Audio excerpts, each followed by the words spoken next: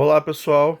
Voltando aqui para a parte 4 e última da nossa aula de funções trigonométricas, eu vou fazer só mais um exemplo aqui para a gente fechar e eu trabalhar no último assunto, que é um pouquinho mais curto, que são as identidades trigonométricas inversas, tá?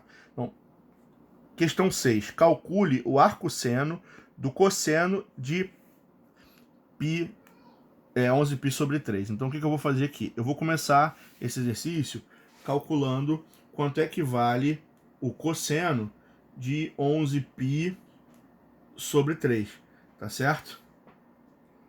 Tá. Para eu calcular isso, primeiro eu tenho que descobrir aqui quanto é que é 11π sobre 3. 11π sobre 3 eu posso escrever da seguinte maneira, vamos lá. 11 dividido por 3 vai dar o quê? Isso aqui vai dar 3, sobra 2. Então isso é a mesma coisa que o quê? 3π, certinho, e 2 que não consegue separar. Então vai dar 2π sobre 3. Só que 3π não é uma volta completa, não é volta completa. Para ser volta completa tem que ser par. Tem que ser 2π, 4π, 6π. Então para dar uma volta completa, isso aqui tem que ser o quê? 2π mais, eu vou separar, tá? Esse 3π aqui eu vou separar em 2π mais π mais 2π sobre 3. Tá? Esse cara é uma volta completa, então eu posso ignorar, tá certo? E aí eu vou continuar aqui, ó. Quem é aqui, ó? 3 vezes π vai dar 3π, 3π com 2π vai dar 5π sobre 3. Tá? Então esse ângulo que eu estou procurando, ele é a mesma coisa que o cosseno de 5π sobre 3, tá? Agora, quem é 5π sobre 3? Vamos fazer a conversão aqui, para ficar melhor. Tá? Conversão. Faltou um N aqui. Isso é 5 vezes 180 sobre 3, que é a mesma coisa que 5 vezes 180 sobre 3 é 60. Tá? Isso aqui é 300. Então esse cara é o cosseno de 300 graus. Tá? 300 graus está em que quadrante? 300 graus está no quarto quadrante. Então o que eu posso fazer? No quarto quadrante eu posso substituir pelo que falta para chegar a 360. Falta 60. Então isso é a mesma coisa que o cosseno de 60. Quarto quadrante, tá? O cosseno ele é positivo. Que ele é positivo no primeiro e no quarto e negativo no segundo e no terceiro. Tá? Então é mais aqui, não muda nada. E outra coisa, quem é o cosseno de 60? O cosseno de 60 vale meio, tá? Então toda essa primeira conta foi para descobrir quanto é que vale cosseno de 11π sobre 3. Tá certo? Eu abri aqui, eu fiz uma divisão, eu fui abrindo aqui e eu joguei num número que esteja entre 0 e 2π, que é na primeira volta, tá certo? Foi 300 graus. E depois eu usei a redução ao primeiro quadrante, tá certo? Agora eu tenho que calcular o quê? Eu tenho que calcular o arco seno de meio. Então vamos lá. Qual é o ângulo cujo seno dá meio? O seno dá meio é em 30 graus. Então a resposta que eu estou procurando é 30 ou, na verdade, π sobre 6. Então tá resolvido aqui, tá? Esse exercício, a resposta é π sobre 6. Tá certo? Então eu resolvi aqui. Eu quebrei numa primeira etapa e numa segunda etapa, tá? Primeiro eu calculei o cosseno e depois eu calculei o arcosseno, tá certo? Então é assim que funciona. Às vezes a gente é obrigado a fazer uns malabarismos para conseguir resolver, tá? Porém, existem algumas identidades que elas não são muito comuns, a gente vai usar muito pouco, na verdade, talvez mais para uma questão de curiosidade, tá? Aonde eu posso utilizar elas, tá certo? Então é o seguinte, ó. Cosseno do arcosseno de qualquer ângulo é sempre a raiz de 1 menos ele ao quadrado. O seno do arcosseno de qualquer ângulo também é a raiz de 1 menos ele ao quadrado. tá? Essas duas identidades, elas são iguais. Ó, tangente de arco-seno é x sobre raiz de 1 menos x quadrado. Secante de arco tangente é raiz de 1 mais x quadrado. E outra coisa, arco-seno mais arco-cosseno de qualquer ângulo sempre dá 90 graus. Tá certo? Vamos ver aqui, é o seguinte.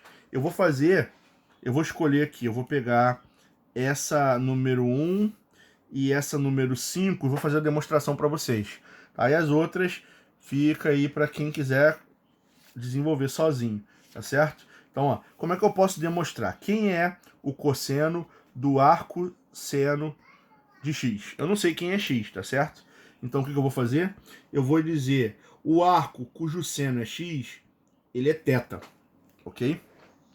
Isso significa o que pra gente? Isso significa que o arco cujo seno é x é θ. Logo, o seno de θ tem que ser igual a x, tá certo?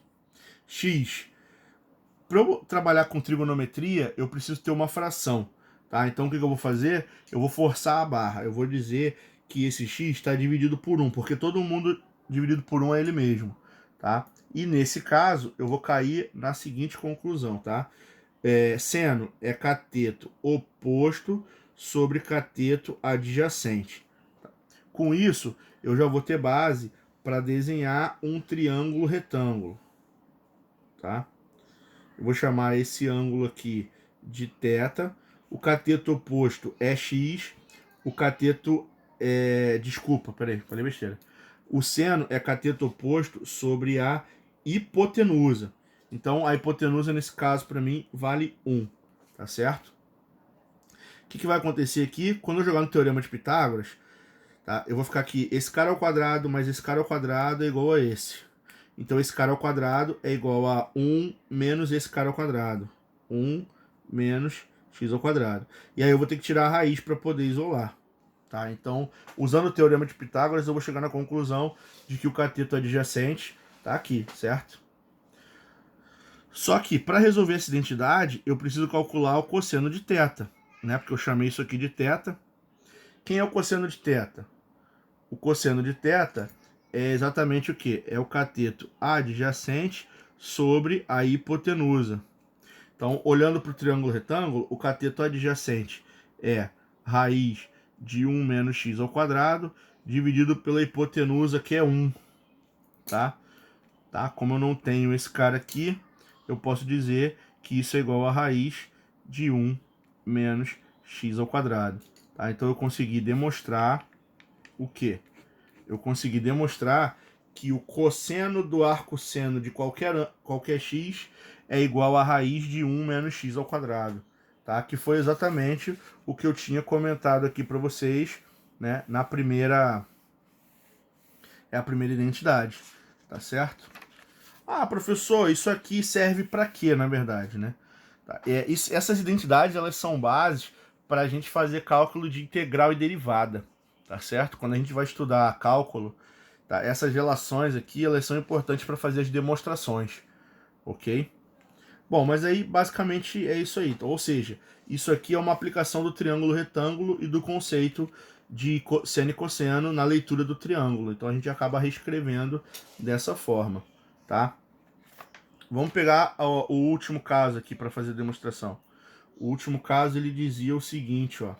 Ele dizia que arco seno de x mais arco cosseno de x vai ser igual a quanto? Tá? Então, o que eu vou fazer aqui, ó?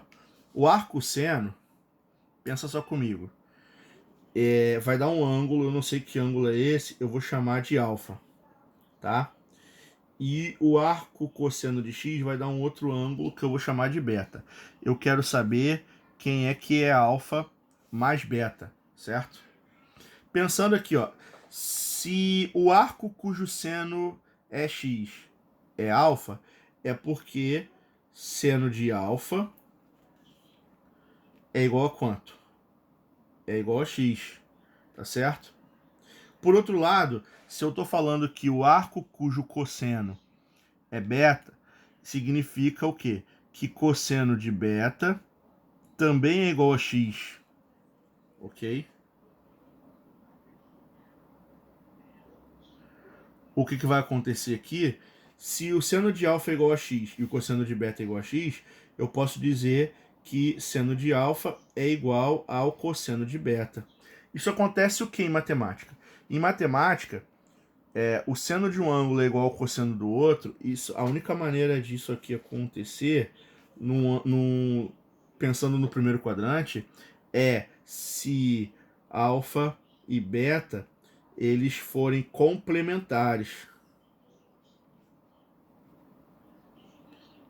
O que significa isso? Ser complementar é porque a soma deles tem que dar 90 graus.